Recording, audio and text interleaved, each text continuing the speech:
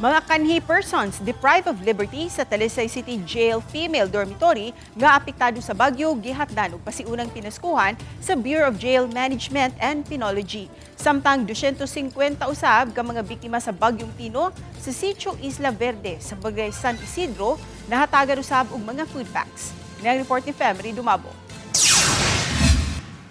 Ning Christmas season, gipabatyag sa Talisay City Jail Female Dormitory ngadto sa kanhi persons deprived of liberty sa maong pasilidad ang diwa sa Pasko. Giubanan ni Jail Senior Inspector Sheila Serrano, warden sa Talisay City Jail Female Dormitory ang mga jail personnel sa paghatod sa kinilong bugas ug essential goods sa 24 ka mga kanhi PDL nga grabing apektado sa bagyong Tino. Kabahin kini sa aftercare program sa jail facility sa ilang monitoring, pagsiguro nga maayo ang ilang pagbalik diha sa komunidad.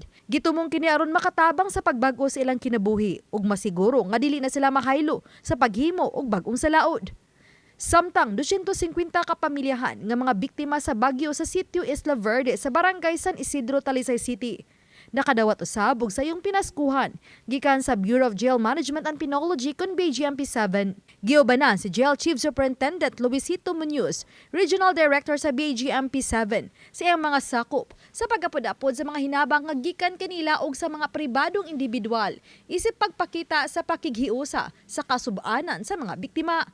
Samtang aron pagsiguro sa estado ug kaayuhan sa mga PDL sa Talisay City Female Dormitory, 7 ka court staff ang nihimo og court jail visitation. Paghatag og update sa kaso sa mga PDL ug pagsiguro nga nasunod ang due process ug mahatagan gihapon ang ilang katungod. Kabahin na usab kini sa sayong pinaskuhan alang sa mga PDL. Uban ni Clans Gabutin og Rod Prado, Femery Dumabok. Balitang, Bisdak.